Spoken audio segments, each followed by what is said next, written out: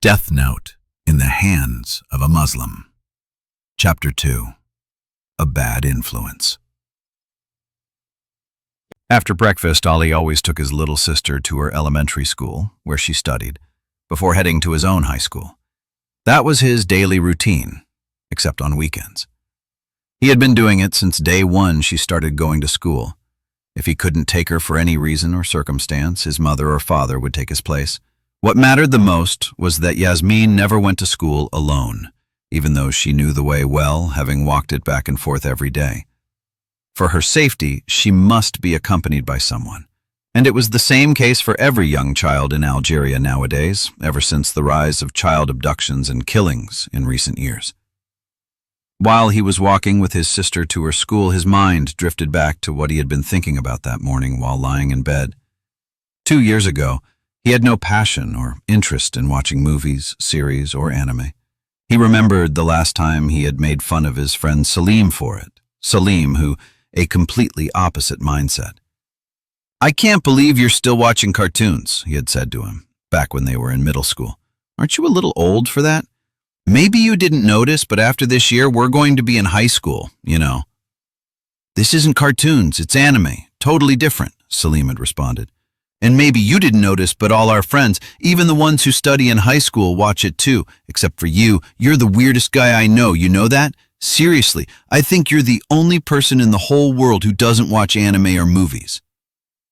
Sure, Salim liked to exaggerate a bit, but Ali really had been one of the rare people who could never understand why others were so obsessed with fantasies and imaginations that had nothing to do with reality. How could anyone be drawn to stories about a man in a cape who could fly, or a man dressed in a heavy bat costume who, without even carrying a gun, could easily take down his enemies, no matter how heavily armed they were or how badly they outnumbered him? Or, during a massive gunfight, the hero never misses anyone he shoots at, while his enemies, no matter how many they are or how much they shoot at him, can never seem to hit him. His mom had certainly played a big role to make him not have that interest.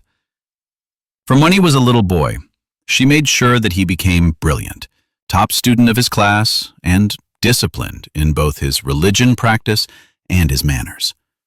From a very young age, she regularly took him to the neighborhood masjid to learn how to recite and memorize the Quran.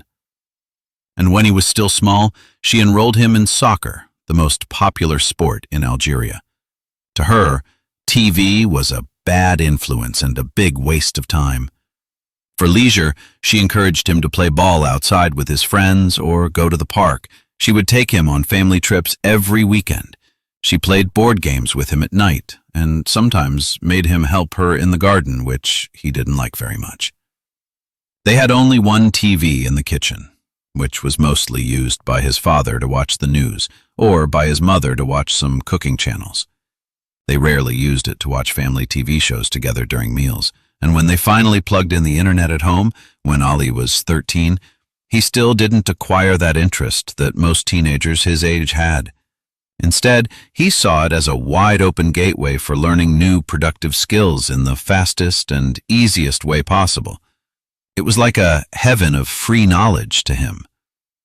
His mother warned him to be very careful because the internet is a double-edged sword, so he made sure to use only its good edge. But as everyone knows, the bad edge of the internet is much sharper and always there. Sooner or later, no matter how careful you are, you'll eventually take a slice of it. He remained vigilant for years, until the day Salim introduced him to his first movie, The Terminator. "Come on, Ali. Can't you give just 2 hours of your life to watch an amazing movie?" Salim said to him. "I can't believe you've never seen such a classic. Every man and woman, boy and girl, heck, even dogs and cats who live indoors have watched it. I mean, the whole world has seen it except for you. What planet have you been living on? It's huge. Besides, we are in summer. You've got nothing to lose." And he kept nagging him like that for days and days until Ali couldn't take it anymore. Okay, he finally told him. "I'll watch it, just so you'll shut up and stop bothering me. But I'm telling you, it's going to be the most boring 2 hours of my life. Like I said before, I don't have a thing for movies. Oh, you will have a thing for this one, you'll see. And Salim was right. For the first time in his life, Ali understood why people were so drawn to movies. It was the plot, the story, the suspense, the action, even the beautiful soundtrack. He enjoyed every minute of it. Sure, it had a few sexual scenes, haram scenes, which weren't okay for a disciplined Muslim, but he simply skipped them and kept watching. He was too absorbed in the movie. He just couldn't stop. Unexpectedly, it turned out to be the most thrilling 2 hours of his life. But what Ali didn't know was that the Terminator movie had sequels, and Salim's nagging had no end. Come on, Ali, there are 3 more amazing sequels. Don't tell me you're not dying to know what happens next. Come on, you're not seriously stopping in the middle of the story. Who does that? And don't even get me started on Terminator 2. It's huge. It's the best of them all. Did you know it won an Oscar? Do you even know what an Oscar is? You're a bad influence, you know that? Ali replied. Muslims do believe in the existence of the devil and that he can come and whisper into your mind, tempting you to do wrong things. And Salim, with his relentless persuasion and constant encouragement to watch more movies, was starting to seem to Ali like the devil himself in human form, trying to trick him into wasting his precious time on useless things. Then again, maybe he was exaggerating, he thought. Well, Salim was just trying to convince him to watch 2 more movies, which didn't seem so bad. And it was summer. So he would just waste 4 more hours out of the 3 long months, and that's it. After that, he'd still have all the time he needed to focus on what mattered for him. 3 months minus 4 hours, that didn't seem very bad, did it? And besides, he did want to know what happened next in the Terminator story. It didn't seem like something wrong would come of it, did it? Or maybe that was the real devil whispering in his mind. He didn't know it then, but very soon he knew the answer. For by watching the 2 sequels, he built a craving for suspense, action, and good plot that can only be filled by watching more movies. And of course, Salim was there to help him filling it by introducing him to more and more thrilling movies. Then from movies it escalated to series and then to anime. Well, everyone knows that the action, the plot, and the suspense were much more intense in anime. Very soon, Ali realized that he did a mistake. He wanted to stop, or at least to watch moderately, but by procrastinating for 3 whole months, for summer was still very long, the devil in his mind would continuously tell him. It became a habit that was very hard to quit. And after 2 long years, he still couldn't quit. Yasmin let go of Ali's hand when they reached her elementary school. They stood there side by side, watching the same scene they saw every day, except on weekends. A huge crowd of children and adults were gathering in front of the school gates, waiting for them to open. The adults, parents or older siblings like Ali, were almost as numerous as the children, and many cars, belonging to some of them, were parked a few yards from the school. Some even blocked the main road because there was no space left to park. It wasn't like this before, Ali thought. He remembered when he was Yasmin's age. He and Salim used to race each other to school just to see who would get there first. And when they arrived, they'd find only a small crowd of kids like themselves waiting. No parents were involved. But now, things were different. Sadly, protection had become more than just necessary. It was mandatory. Human predators could be out there, lurking like wolves, waiting for the lone, unguarded sheep. You had to be out of your mind to let your child walk to school alone these days, or you'd end up hearing about them in the next tragic breaking news story. When they finally opened the gates, Ali handed his sister her little red school bag. She took it and gave him a quick hug. Then she left and waved him goodbye. He waved back with a smile and kept watching her until he was sure she had gone inside the school. Then he continued on his way to his own school, which was only 10 minutes away from hers. At the end of the school day, Ali, as usual, was walking fast to get to Yasmin's school as quickly as possible so he could walk her home. His last teacher had dismissed the class 5 minutes early this time, but he still didn't want to take any chances. "Alilu, wait! yelled Salim from behind. He was running to catch up, so Ali stopped and waited for him. Even though they had almost nothing in common, Salim was still his childhood friend, mainly because they were neighbors. "Slow down, man. It's always hard to catch up with you after school," Salim said, panting heavily. Because he was overweight, he didn't have much endurance. Once he caught his breath, they began walking together at a slower pace. "I have to pick up Yasmin from her school, you know that," Ali said. "It's not like she's going anywhere. She'll wait for you there, just like she always does," Salim replied. "My little brother goes there too, and you don't see me rushing. Anyway, you made me forget something really important I wanted to tell you." "Well, you should be more careful," said Ali. "Kids can be unpredictable. You know, like your brother. It wouldn't be the first time he didn't wait for you. He's just like you, restless and jumpy." "Well, if he does it this time, I swear I'll show him," Salim said, slamming his right fist into his left palm. "He drives me crazy sometimes." "Anyway, let's hurry," Ali urged. "They're waiting for us." Yeah, Salim muttered, clearly distracted. He was still walking slowly, frowning in concentration as he tried to remember the thing that he wanted so badly to tell Ali. "Oh yeah, now I remember," he suddenly shouted excitedly. Ali almost could imagine a light bulb flashing above his head. Something very important to Salim? That wouldn't be very hard to guess, thought Ali, so he immediately interrupted him. "Let me guess. Another movie or anime?" "Actually, a super amazing anime, yeah," Salim beamed. "No." "No? What do you mean by no? You didn't even let me finish." Salim was confused.